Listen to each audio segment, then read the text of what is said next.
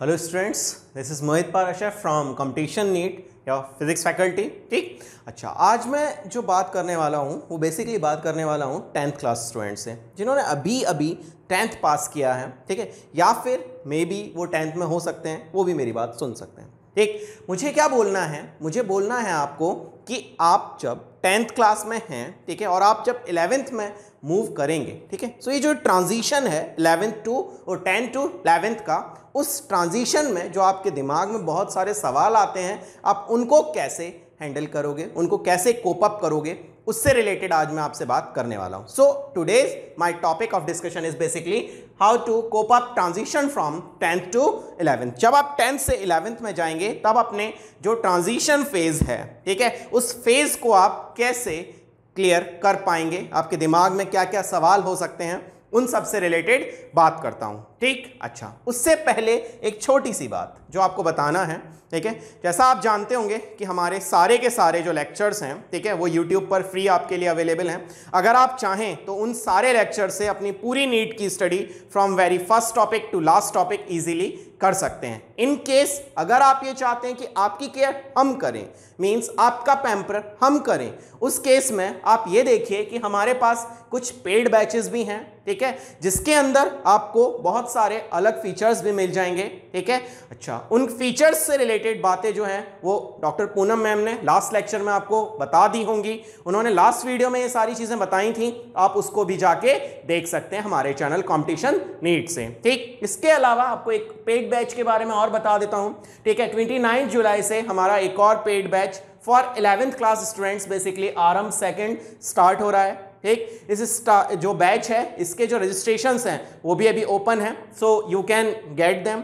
ठीक है, आप उनमें एडमिट कर सकते हो, ठीक है, बाय आवर वेबसाइट www.competition.com और बाय आवर ऐप कॉम्पिटिशन। ठीक, इन दोनों से आप अपना जो भी रजिस्ट्रेशन है, इन केस अगर आप चाहते हैं कि आपका प्रिपरेशन हम करें तो आप इसमें एंटर कर सकते हैं। ठीक है, इसके अलावा चाहे आप किसी भी मीडियम से पढ़ रहे हैं, आइदर आप हमारे जो फ्री लेक्चर्स हैं यूट्यूब पर कंपटीशन नीट चैनल पर उससे पढ़ रहे हैं, या फिर आप हमारे किसी पेड बैच के स्टूडेंट्स हैं, उसमें आपको अगर किसी भी तरह का डाउट आता है, ठीक है, किसी भी तरह की प्रॉब्लम्स आती हैं, देन आप हमारे टेलीग्राम डाउट चैनल पर भी इस बात को पता कर सकते हैं कि हमें किस तरह से आगे चीज़ें करनी है, या कोई सब्जेक्टिव डाउट है तो वहाँ भी हम लोग अवेलेबल हैं। ठीक है, और अगर आप हमसे कॉन्टैक्ट करेंगे तो ये आपको मेल और कॉन्टैक्ट नंबर अवेलेबल है। ठीक, अच्छा, अब मैं अपने मेन टॉपिक पर आता हूं, how to cope up transition from 10th to 11th। ठीक, अच्छा, देखो बेटा लोग, ऐसा होता है एक्चुअली में कि जब आप 10th क्लास में होते हो, ठीक है, सो आपका जो मेन फोकस होता है, मेन मोटो होता है,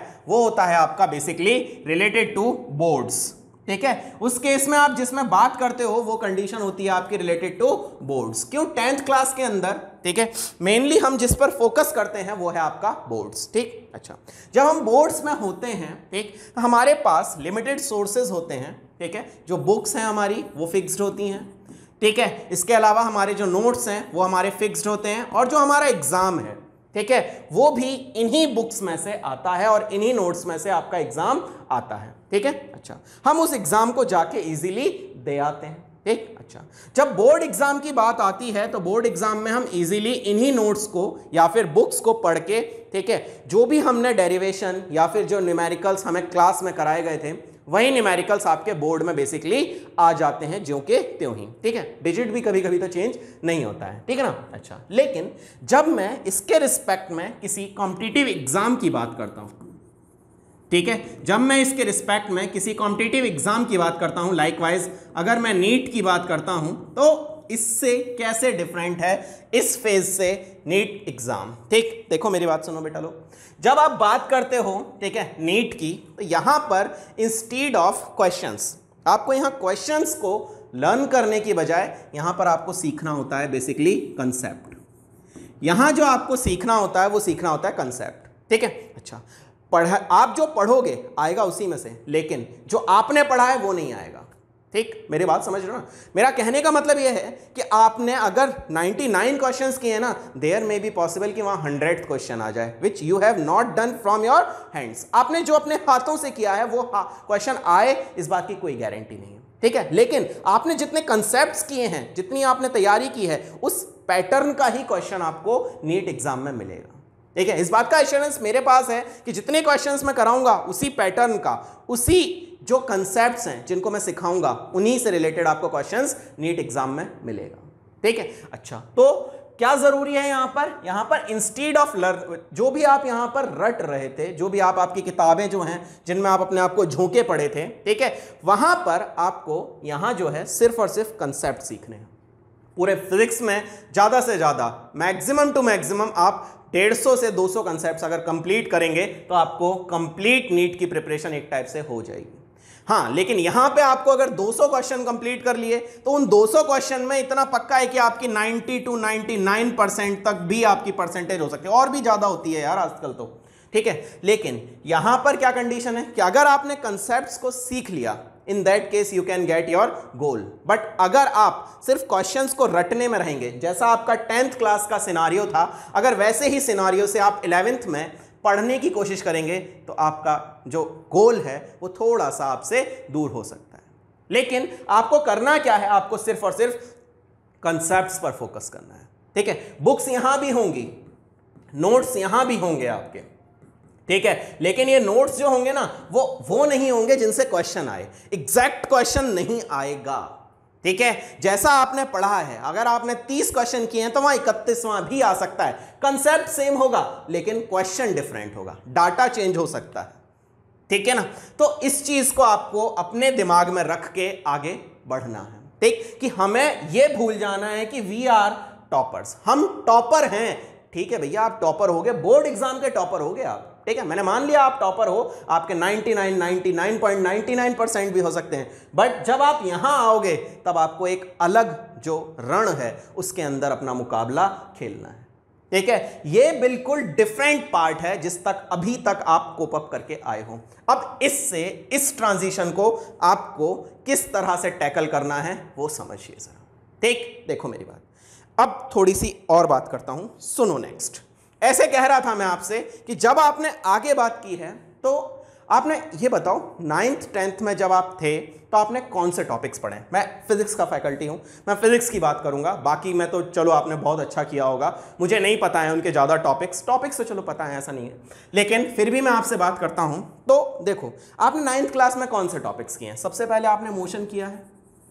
ठीक है, इस मोशन के बाद में आपने दूसरा जो टॉपिक किया था वो किया था NLM के नाम से, न्यूटन लॉज ऑफ मोशन के नाम से। तीसरा टॉपिक जो आपने किया था वो किया था आपका फ्लूइड। ठीक है, और इसके साथ में आपने किया था ग्रेविटेशन नाम का टॉपिक, तीसरे। ठीक है, 9th क्लास की बात कर रहा हूं अभी, है ना। इसके बाद में आपने वर्क पावर एनर्जी किया था। ठीक है, और इसके बाद में आपने वेव्स किया था, जिसके अंदर आपने मेनली साउंड के बारे में पढ़ा था। यही 5 चैप्टर होते हैं आपके फिजिक्स में। 9th क्लास की अगर मैं बात करता हूं तो 9th क्लास में आपके यही चैप्टर्स होते हैं। ठीक है, अच्छा, अब आपको थोड़ा सा आईना दिखाता हूं 11th क्लास का। ठीक है, थोड़ा सा आईना दिखाता हूं 11th क्लास का। ठीक है, आप पाएंगे कि कुछ नहीं, पूरी की पूरी सिमिलैरिटी है, कुछ नहीं, पूरी की पूरी सिमिलैरिटी है। देखो मैं दिखाता हूं। ठीक है, देखो यहां मोशन था आपके पास में, यहां भी पहला चैप्टर आपसे मोशन ही पढ़ेंगे, बस इतनी बात थी। यहां पर आप सिर्फ 1D में पढ़े थे, जब बॉडी आपकी सीधी लाइन में चली थी तब आप यहां पर पढ़े थे। यहां पर आप 1D में भी पढ़ेंगे, और जब आपकी बॉडी टेढ़ी मेढ़ी घूमेगी यानी 2D में भी पढ़ेंगे।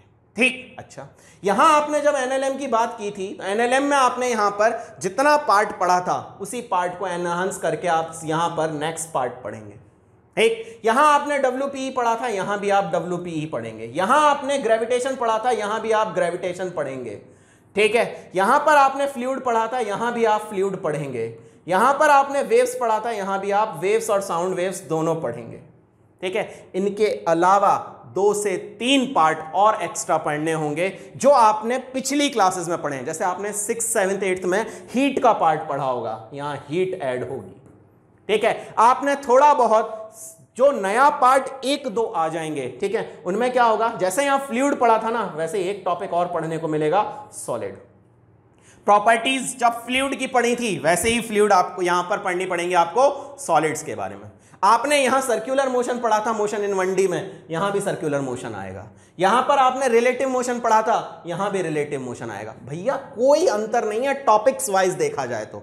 कुछ ही टॉपिक्स आपको ऐसे दिखेंगे जो कि बिल्कुल थोड़े से नए होंगे, लेकिन आप उनके बारे में भी पढ़ चुके होंगे। बस अंतर कितना है, यहां जब मोशन इन 1D पढ़ा था, ठीक है, अगर आपने वहां भी अगर थोड़ा सीरियसली पढ़ा होगा तो आप इस लेवल को अचीव किए होंगे।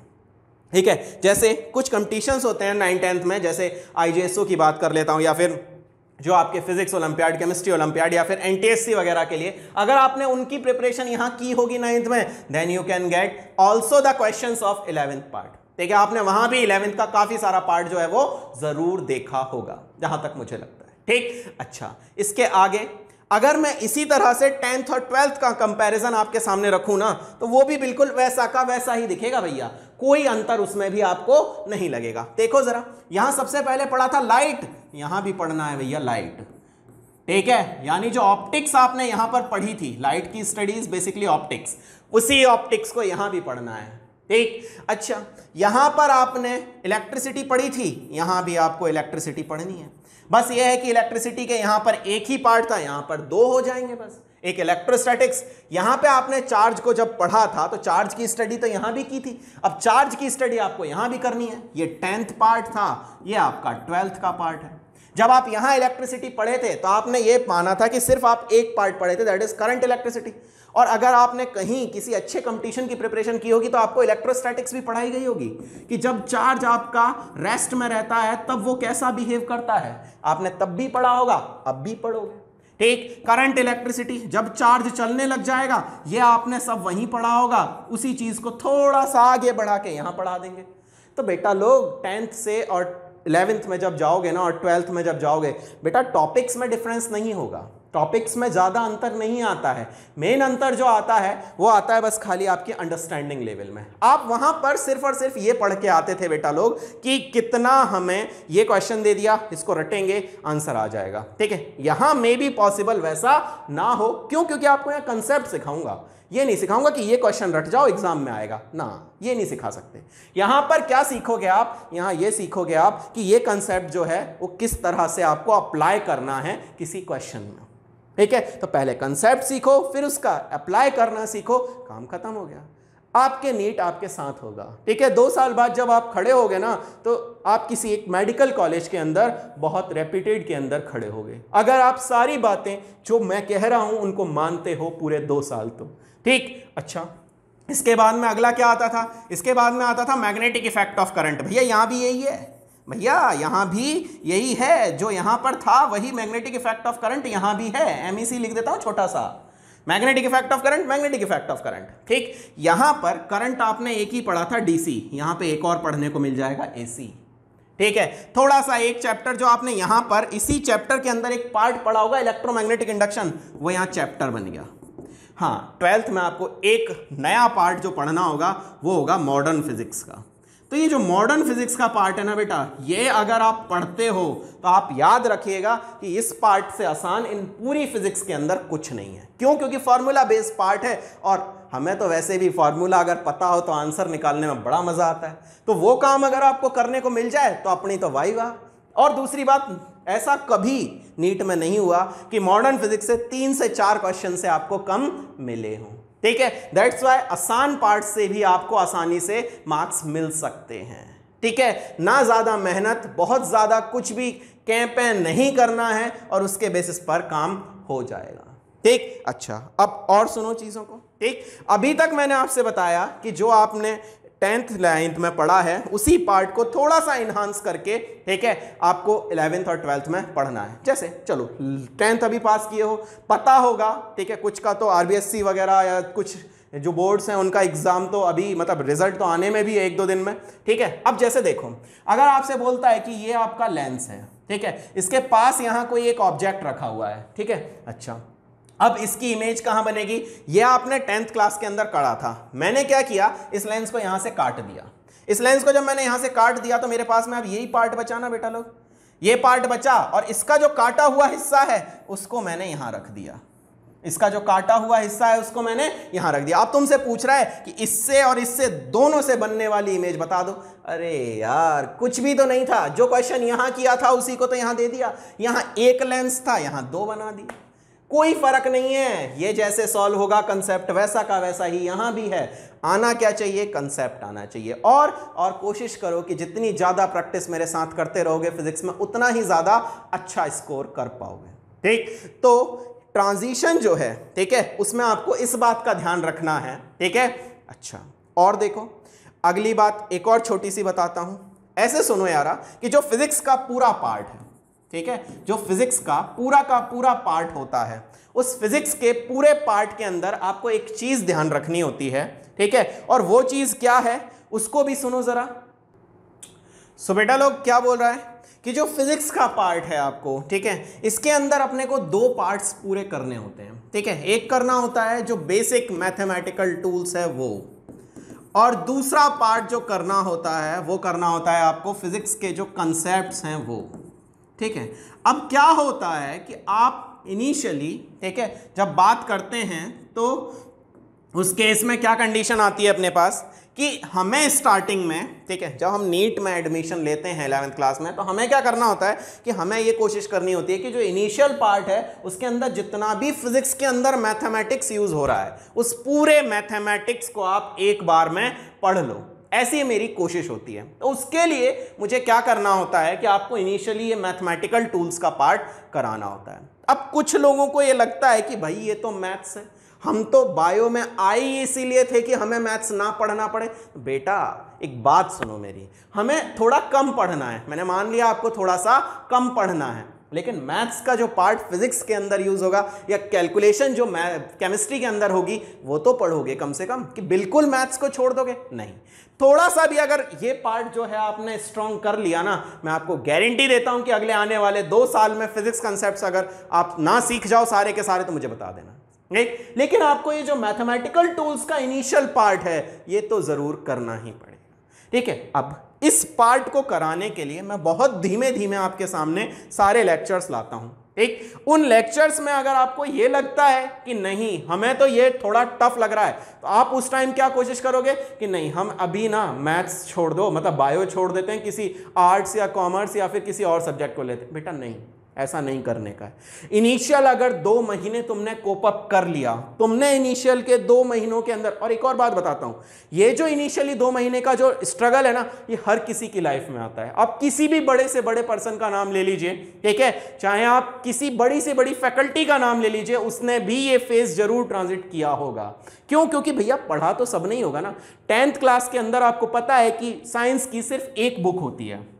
ठीक है, 10th क्लास के अंदर साइंस की सिर्फ एक बुक होती है। ठीक है, और अगर मैं 11th क्लास के अंदर बात करता हूं, ठीक है, तो बुक हो जाती है थोड़ी ज्यादा। कैसे? फिजिक्स की भी हो जाएगी, केमिस्ट्री की भी हो जाएगी, बायो की भी हो जाएंगी ना। तो अब तुम इन्हें 3 सब्जेक्ट देखो। ठीक है, अगर तुम यहां भी 3 सब्जेक्ट के तौर पर पढ़े होते तो तुम्हें यहां भी तो 3 ही किताबें मिलती ना। ऐसा थोड़ी ना कि यहां एक किताब थी, यहां 3 हो गई। बेटा जब 3 इंपॉर्टेंट सब्जेक्ट्स हो गए और तुम्हें पढ़ने ही ये 3 है और इसके साथ इंग्लिश पढ़नी है, तो तुम्हें तो टोटली 4 सब्जेक्ट है, तो इन 4 को 4 की तरह देखोगे तब तो काम कर पाओगे ना। यहां भी तो 5 सब्जेक्ट हुआ करते थे ना, तो यहां भी 4 सब्जेक्ट के तौर पर देखो। ये देखो ना कि साइंस के 3 हमारे पास सब्जेक्ट्स अलग अलग हैं। तो थोड़ा सा मेंटालिटी को चेंज करेंगे। ये ना सोचें कि 10th में तो एक ही बुक थी, यहां 3 हो जाएंगी। अरे बेटा लोग 10th में एक थी, लेकिन ये तो सोचो कि इसके साथ 4 सब्जेक्ट और भी तो थे।